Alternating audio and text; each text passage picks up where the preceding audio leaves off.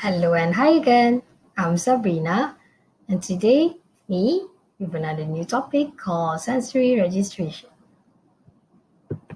So you might be wondering, what is the agenda today? So there are 5 units. So the first one, I will introduce you to sensory integration. So about the definition and what kind of issue that you will see in sensory integration. And then we will move to sensation-seeking behavior. So generally, I will talk about the definition and the characteristic in this sensation-seeking behavior. And then we will move to over-responsiveness. So under over-responsiveness, there are three small topics, which are tactile defensiveness, gravitational, and postural insecurity. And then we will move to sensory discrimination and perception, in which we will cover about tactile, proprioception, and visual perception problems. And lastly, I will talk about the characteristics under vestibular proprioceptive problem. Let us start with sensory integration. So sensory integration is defined as the ability to organize sensory input for use. So the general rule is that all information received from stimuli need to be registered in CNS or in the brain. So when the person is unable to organize sensory input and the information cannot be registered in CNS, this is where it leads to a sensory registration problem. So this sensory registration problem, I will explain in detail at the end of this slide. So a good SI is when the person is able to pay attention to wanted stimuli and ignore unwanted stimuli. So for example, if a person is studying for an exam in his room, so the person is able to automatically ignore the sound of a car passing by the house, or the sound of aircon in the room, or the smell of cooking of his or her mother in the house, because the person know that what he or she wanted to pay attention is the book. So the problem that I mentioned before, it becomes a problem when the person is unaware of important stimuli or too focused on irrelevant stimuli. So for example, if the person is in a lecture room, maybe the person is too focused on the color of the wall or the any decoration on the wall that he or she ignored the whole lecture. So it becomes an issue because the person will tend to be unaware of danger and will be lacking in a drive in activities. So for example, the person are not aware of a honking car coming towards him or her, or there's no inner drive in an activity because it doesn't reach that optimal level, or the information does not even register at all. How does sensation seeking behavior looks like? So before we dig deeper into this, you need to understand first what is sensation seeking behavior. So it happens when sensations are registered but unresponsive, or in short, we call it as hyperresponsive. So this hyperresponsivity will lead to the person started seeking to fill up the missing sensation. So what you will see is that a child or a person will try to seek intense stimulation, especially proprioceptive input. So for example, if you see a child that keeps spinning and spinning even for 1 hour, but even did not show any sign of dizziness or something like that, they will tend to seek because their sensory bowl is big, so it doesn't reach that amount. It doesn't fill up. So until it fill up, the person will keep on seeking. So what you will see in terms of characteristic is that they will appear restless, thrill-seeking, and motorically driven. So you will see like some of the students or some children tend to like when they're even sitting down, they tend to like move around and start walking, running. They cannot sit still. They will like look around and started to go here and go there. So at another person's view, they might appear like naughty or trying to get attention, similar to that. Before this, we have hyper-responsiveness. Now we have over-responsiveness, or in another term, it is called hyper-responsiveness. So what you will see in hyper-responsiveness is that they will show defensiveness in their sensory. So compared to before, this one, their threshold is very low. Their sensory ball is very small that even a little bit can affect them very largely. So you will see they tend to react with strong emotion. For instance, like they get overwhelmed very fast with very loud noise, and even moderate noise. They get overwhelmed and they show fear, and they tend to try to be far away from that thing that triggers the over responsiveness. So it can be applied to all sensory input or specific to a certain sensory system. So could be only affect the tactile or maybe a mixture of tactile and gravitational insecurity. So it could be more than one. So in tactile defensiveness, what you will see is that a person will tend to overreact to ordinary touch sensation. So for instance, like light touch or just a small tap, they get irritated very very fast. They get discomfort as well.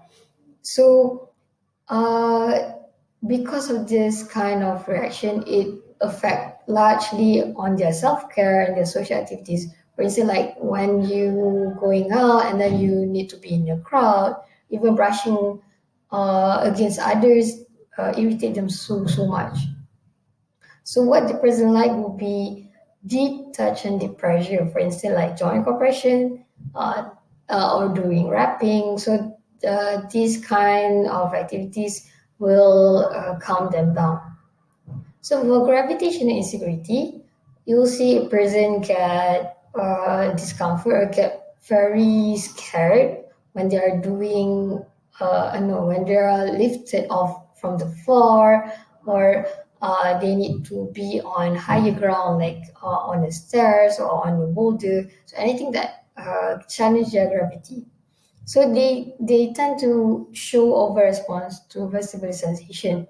So what you will see is that the child maybe refuse to lift feet off when they're on the swing, or like people just holding the person up. They tend to like squirming away from that person. So even normal movement activities like jumping is very challenging for them. So anything that change in head position also will overwhelm them. Any like moving head from up down up down, anything that challenge the gravity. So for posture insecurity, it's a bit different from gravitational. Uh, the person is like educate motor control to perform activities without falling. So this kind of person, they can go to high ground, they can go up the stairs or high boulder, but then when you ask them to like move thing from left to right, it becomes very very scared. They are very scared to do that because it's something that challenges their motor control.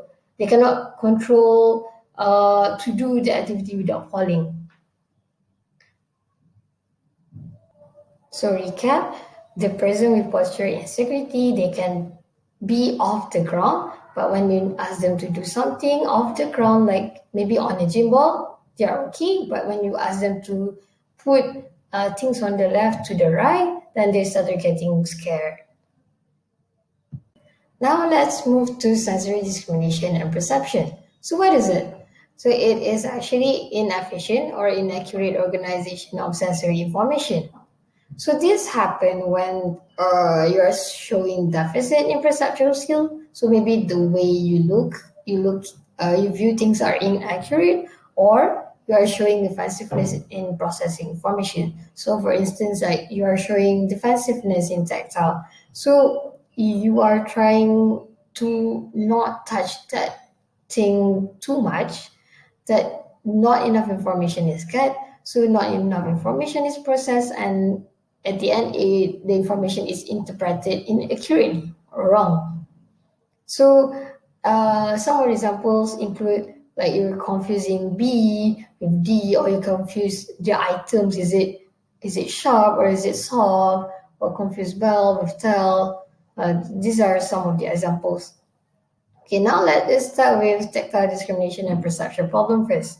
So what you will see is difficulty in localizing object on body. So for instance, if you are putting a scarf on your right shoulder, but then because you're not sure where is the object on your body, so sometimes you get confused. Even like when teacher like, please, pass me the scarf that was on your right shoulder. Then the person cannot find it, but don't know where is it actually. So when you're not aware where is it, the object on your body, it will disrupt the feedback uh, with motor skills. So remember that tactile will always link to visual perception. So when tactile affected, visual is affected. So in a way, it will affect your eye-hand coordination. So for instance, if you are climbing a wall, so you need to see where to grab. And then when you know where to grab, you need to know which body that you want to use it, the right hand, left hand, which one to move. So when this happens, it will affect greatly on eye-hand coordination. So for proprioception problem, it's more to the function of muscle and joints to inform brain about location of body. So when this happens, like information is not processed accurately or inefficient, so you'll see the person appear very clumsy, even the movement is very awkward. And then like if the person is writing, they don't know how much force they need to exert on the paper. And then okay, sorry, there's fireworks just now. Okay, I continue back. Okay, the person will tend to appear very clumsy and very awkward, movement very awkward, very clumsy. And then in terms of the force applied, they are not sure how much force applied on the vessel, or like when they are hitting a table, how much they need to exert.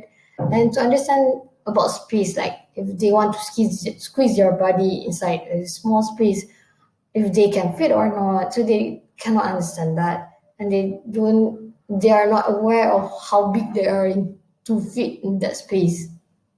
So what the person will try to seek is firm pressure. So for this kind of person, you need to do a lot of joint cooperation to so they get more awareness with their proprioception. So for visual perception problem, it's more to understanding. They will show issues like depth perception, like how much more they need to put their hand inside a small hole to get to the ground, and then about figure ground, like which one do we need to focus? Is it the whole picture, which is the details, and then spatial orientation, like how their posture related to environment, etc. All right, let's move to vestibular proprioceptive problem. So generally, vestibular is the ability to balance. So anything related to balancing your body, and proprioceptive is the ability to be aware of your own body parts and how you relate your body parts in your body with the environment. So vestibular proprioceptive problem is very hard to catch because they usually does not have severe level of dysfunction. But then they did show like some characteristic, which include poor equilibrium reaction. So if you challenge their stability, their balancing, for example, like putting them on gym ball. So when you move left and right, you challenge your balance. Their reaction is very slow or no reaction at all. So they just fall according to the movement. And then you'll see that they have lower than average muscle tone. So muscle tone, it includes the ability to control your movement or your speed, how much pressure you need to exert. So this muscle tone is very weak. So you usually see they cannot control like how much to give and how much to hold, things like that. So again, they have poor posture stability. So if it's standing or standing with one leg or just sitting down is very poor. Appears very slouchy. So sitting down is slouchy. Even standing up, walking also with very slouchy shoulder. And then very difficult to keep head upright. And again, it would affect hand and eye movement. So anything that involve bilateral movement, anything that cross body midline, like transferring item from right hand to left hand is very challenging for them. So with these characteristics, they will affect greatly on their attention, their organization of behavior, communication, and a modulation of arousal. Oh no, look at the time. Sadly, this is the only time that we have today. So if you have any more, if you need any more information, please refer to the Occupational Therapy for Children book, which is written by Case Smith O'Brien. And again, I would like to say thank you for listening to my presentation until the end. And I'll see you again shortly.